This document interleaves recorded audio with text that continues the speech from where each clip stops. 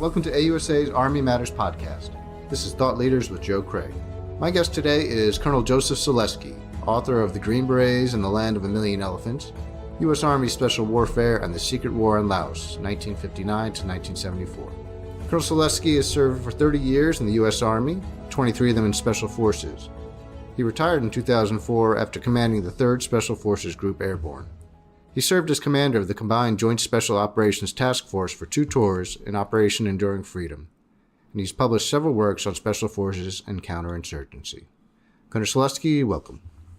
Thank you. I appreciate the invite. Well, I'd like to know, first of all, what drew you to the story of the Green Berets in Laos? When I was after retirement, I worked as a senior fellow at the Joint Special Operations University, and along with writing and research, we also pitched in to teach courses. I was working on a regular warfare course, trying to find a good example, historical example for the special ops students. And I was always intrigued by why we knew almost absolutely nothing about what we had accomplished in Laos. We had heard the words, in maybe a 2 or 3 page article on White Star, nothing significant on Hotfoot, and nobody, probably to this day till this book, ever heard about Project 404. So I was intrigued by that. I was going to wait until I decided to do 10 years with the Special Ops University and then wait to work on a book.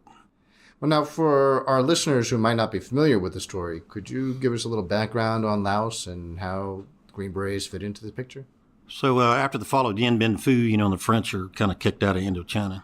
The French are allowed to keep 3,000 military trainers in a couple bases in Laos. It was a provision of the Geneva Agreements. But the Geneva Agreements restricted any foreign forces or foreign military bases.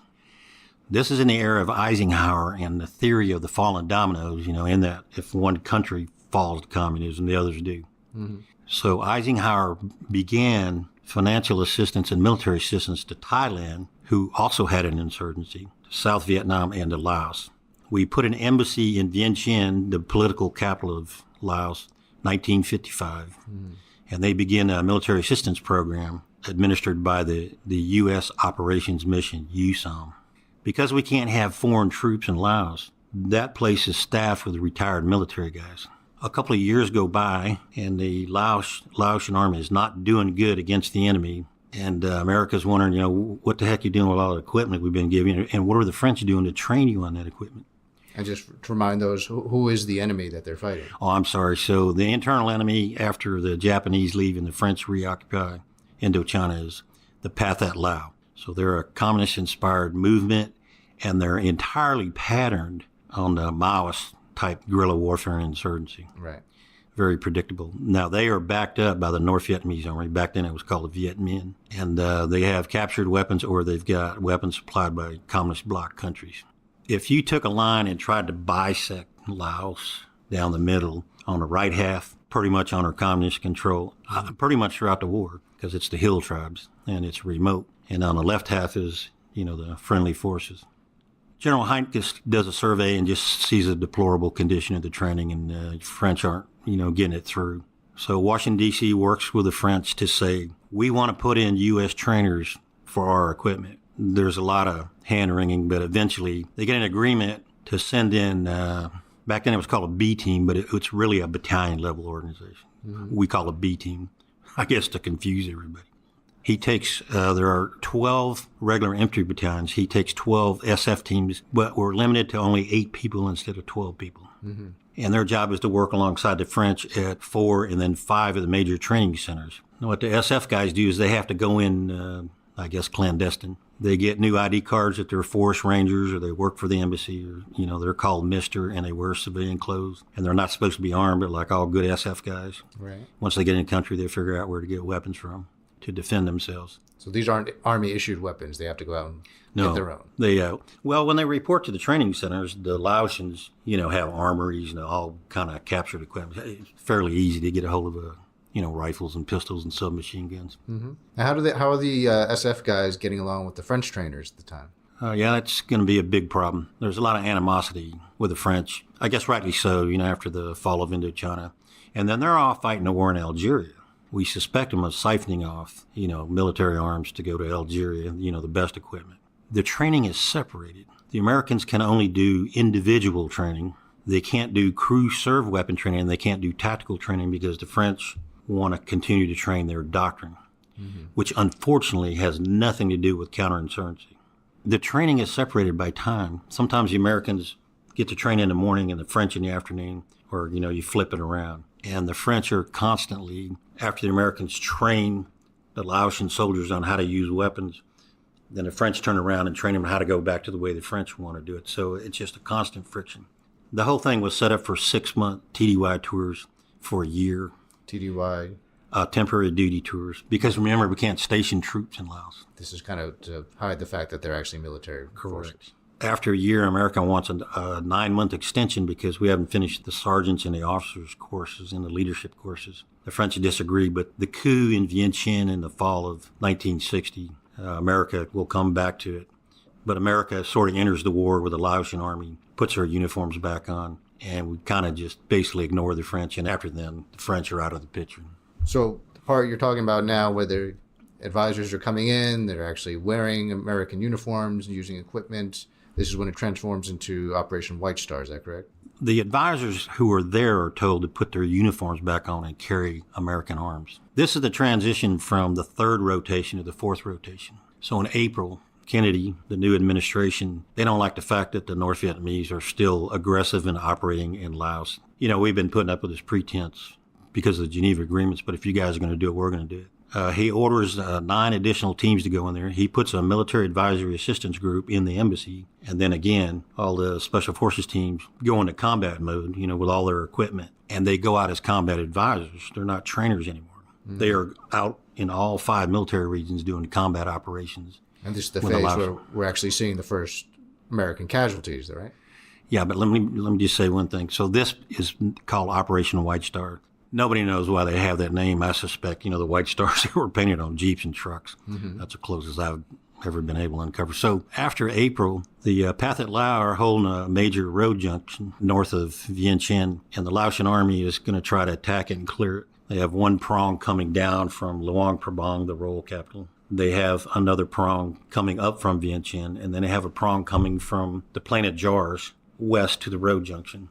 The Laotians are not that great at big maneuver and combined arms. But in a move up north of Vientiane, there's a village called Vang Vien. One of the SF teams is escorting me. It was Team Moon. We don't know his team number. We think we know it. But the teams also call their teams by their team leader's name. Okay. Like Team Korchak, Team Moon, Team Roy, whatever. They get ambushed. 2 sergeants, Bieber and Bischoff, are killed. There's an SF sergeant in the rear with a mortar jeep and some machine guns in the rear of the column. And he sees Captain Moon standing in the road get captured. Sergeant Ballinger jumps off and runs into the jungle. Right. They kind of pick him up later. The column retreats. They're just a little bit north of Vang Vieng. They retreat. Ballinger and Moon get taken to the Plain of Jars and go into captivity as POWs. Moon later dies trying to escape. He gets shot. We think he was wounded in the ambush, but it's hard to tell from the other Americans who were also prisoners when these Americans are like Air America crews, some news people. You mentioned Air America frequently in the book, so could you tell our listeners who they were and what their role was? Air America, for all intents and purposes, is the proxy Air Force and the counterinsurgency Air Force for our special operations. The Air Force was prohibited from flying in Laos because of the Geneva agreements, although they could conduct some reconnaissance flights. So Air America turns into the transport, resupply, medical evacuation. I mean, it's a CIA-owned proprietary airline, so it basically is also used with the CIA operatives and our special forces team. It truly is the lifeline because the areas are so remote. And the soldiers seem to definitely appreciate the work that they're doing. A couple of them rescued from some major battles. I don't think there was a dry mouth that didn't have beer in it when they met back in their hotels, in appreciation. Wow. So we had the first casualties with Team Moon there. How dangerous was it for the combat advisors? The Laotians were pretty nervous about having Americans get killed. Again, to keep up the pretense we weren't there. So they fairly well protected them. I mean, very rarely were they on the front lines, but they're still in battles where they're, under fire or under artillery or mortar fire. The interesting thing about the battles is the Laotian people, the main religion is Buddhism.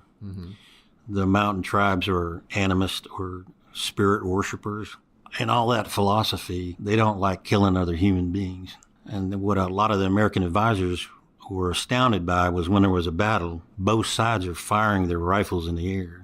They're not aiming their artillery or mortars. Mm-hmm. They're just, putting rounds in to go, the round will land wherever Buddha wants it to land. They were very averse to killing. And one of the veterans remarked, you could have a 5-minute firefight, which really is a long time if you're on fire. And, not seeing any casualties, maybe like a couple people wounded. It's hard to get a conclusive result in that thing. So I don't think there's any instances of, like hand-to-hand or multi-battalion attacks. I would characterize it as skirmishes. And nobody else gets killed, until we withdraw the SF in October of 1962.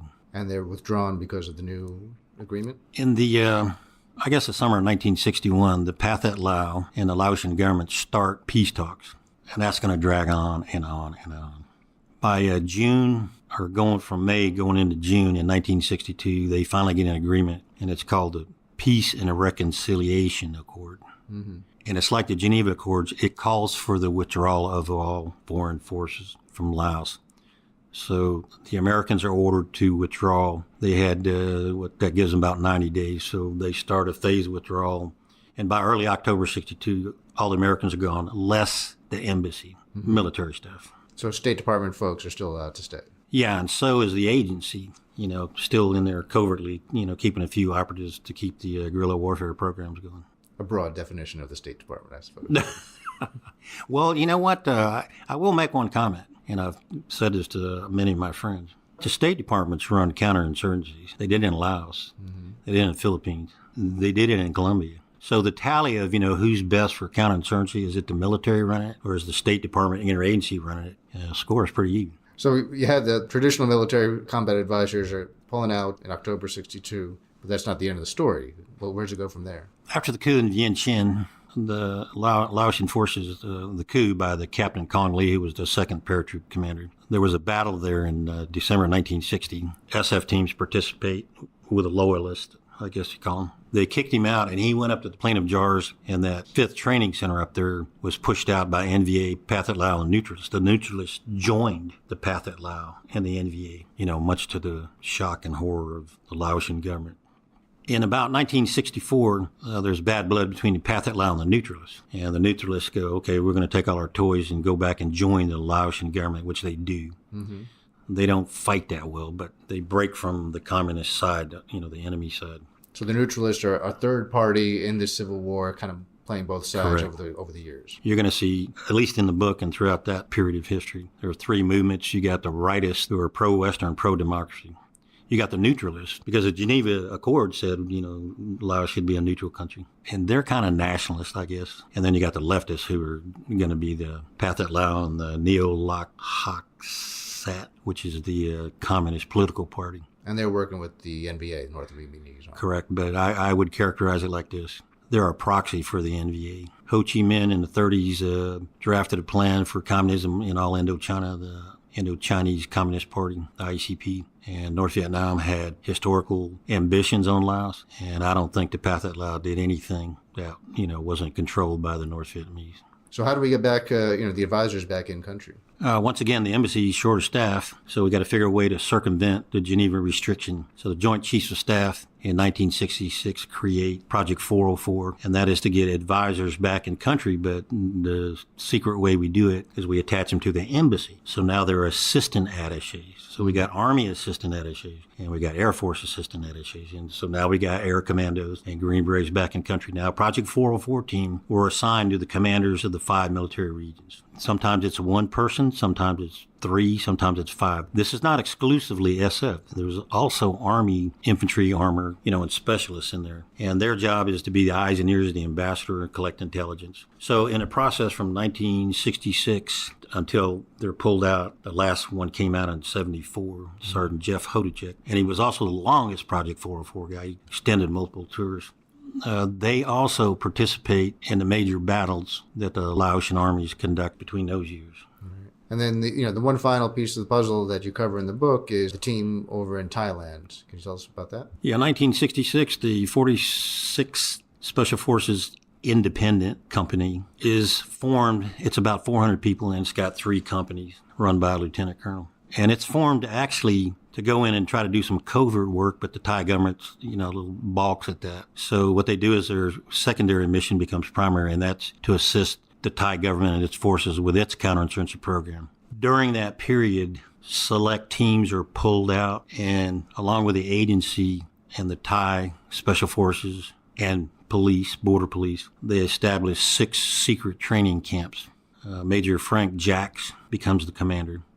These camps are very restricted, and the rest of the 46th Company has no idea what's going on in these 6 secret camps. The camps are used sort of like today we talk about, expanding partner capability. They are used to train Hmong, which in those days they were called Mao, Laotian troops and commandos, and what were called Thai volunteer battalions. And then all those people are shoved back into Laos to fight. And they're also used to when, they get all brutalized, they come back for refit and retraining. So they're all training in Thailand and then hopping the fence, as they say, to go fight in Laos. Yeah, there was some rumor when I first started researching that they didn't serve in Laos. And because they were told, your job's not Laos, your job's here in these 6 camps. But later on in the war, there were a couple teams that actually did go over to Laos. They got an agreement by the ambassadors, both to Thailand and Laos, helped train Laotian forces at one of the major training centers north of Vientiane, and the other one was down near Savannakhet, down there in southern Laos. So, yeah, they did their part. They were inactivated in, I think, around 1972, and they were sent back into the 1st Special Forces Group on Okinawa to become their 3rd Battalion. And so that pretty much covers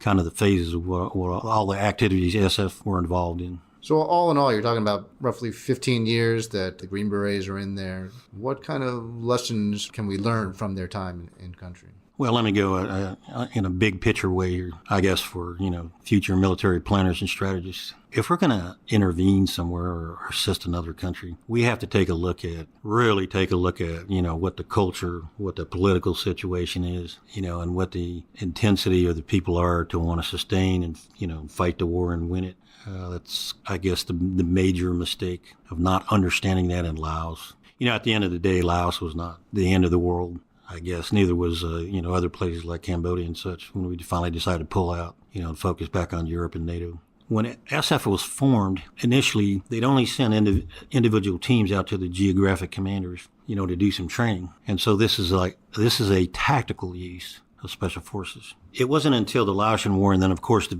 war in South Vietnam that we finally saw SF units have operational utility and then strategic utility. And I'll give you 3 examples. And I'm paraphrasing Colin Gray, the great strategist, in his book, Explorations in Strategy.